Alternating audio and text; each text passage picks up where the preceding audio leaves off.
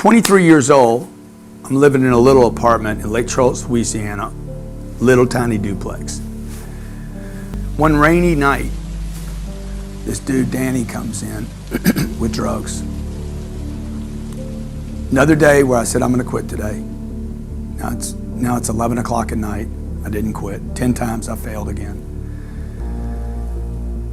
Danny leaves the house, and when Danny leaves the house, I didn't know, but he set it up to rob me and beat me up. Danny leaves the house, and I let him out the front door, and this other big dude in the rain, a rainy Louisiana night, puts a .45 caliber pistol in my face right here. Okay, I had a plate in my hand.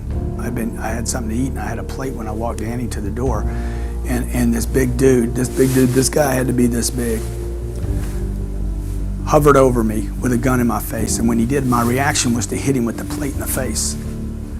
You know, I broke this plate. It was an unbreakable plate, one of those plates you can't break, and I broke it in his face, like just cracked it in his face. Thing breaks, and he becomes like a monster. This scar right here in my head is he took that .45 caliber and jammed it in my face.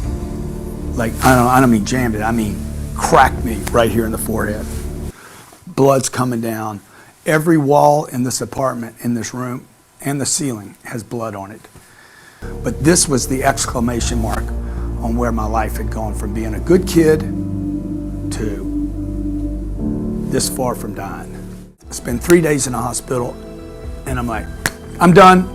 No more drugs. I'm done using drugs, okay? Guess what happens? I'm using drugs 15 minutes later, 10 times a day in the hospital. My mom says to me, you're no longer welcome in my home. You're no longer welcome in my business. I don't want to see you anymore.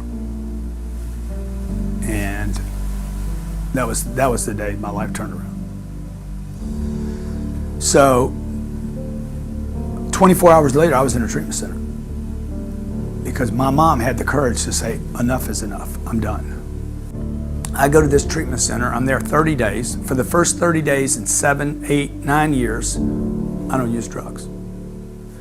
Oh, wow, I don't have to use drugs. Finally, that thing where I said I was quitting 10 times a day, for the first time in my life, I was able to quit successfully. And before I leave, the counselor grabs me, and the counselor says to me, look, dude, I'll see you back here. Probably, you know, if you don't die, I'll see you back here. And I'm like, what are you talking about, dude? I'm not coming back here. And he's like, oh no, you're coming back. And then he gives me the lecture. He's like, you'll never make it. See, when you go to a treatment center, you tell them everything about your life, like all your secrets, all your inhibitions, and your, you know, the things you want to do in your life, right?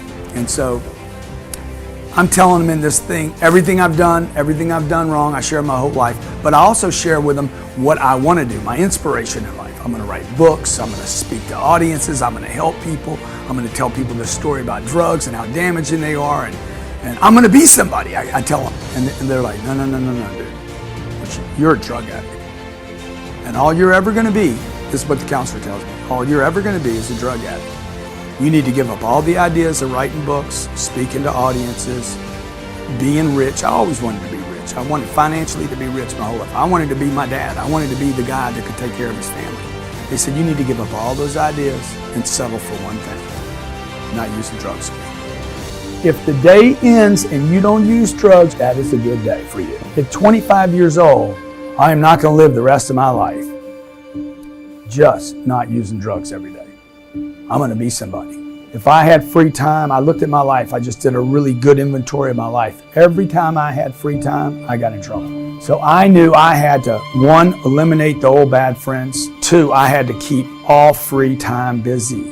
And I said, what are you good at, Grant? And I'm like, what are you good at? What are you really good at? And I'm like, I'm good at going all the way. Because even with the drugs, I was an all the way kind of guy, right? So I'm like, you need to use the addiction, right? I need to 10x everything. You got to start liking something, man. And more importantly, you got to get good at something. So I said, I'm going to take the job that I don't like, and I'm going to get great at it. If I needed to make 1 call, I would make 10. If I needed to see 1 customer, if I thought I needed to see 1 customer, I would fill it up with 10 customers. Whatever I thought I needed to do, I literally took this drug problem and poured this obsession with I'm gonna just 10 times everything and keep myself busy. I was so terrified of free time. I was more worried about free time than I was a drug. I'm gonna get great at one thing. Some therapists, some psychiatrists is gonna say, oh, this dude's got ADD. I've already been told that, please. ADHD, been told that already. Bipolar, already been labeled that, okay? I've had every label that the psychs put in books, I've been labeled that, okay? Look, I never had any of those problems. I had potential that was being unused. So I wake up early, I get a workout in, and I get to the office. When I get to the office, a calendar's laid out, and I need to see every 30 minutes something filled in that calendar. I don't end up doing things that are destructive when I'm busy doing things that are constructive. The truth is, I was never a drug addict. I just had too much free time and made bad choices. This planet is filled with bad choices. If you were filled up all day long with activities, if you were addicted to productivity, if you were junkied out on potential, you wouldn't have time for all the other parts. What about burnout? When you're going to burn out? Look, I'm 60 years old. The more I do, the more I can do, and the younger I get. I'm not worried about burnout. I am not a candle. Candles burn out. Spiritual beings don't.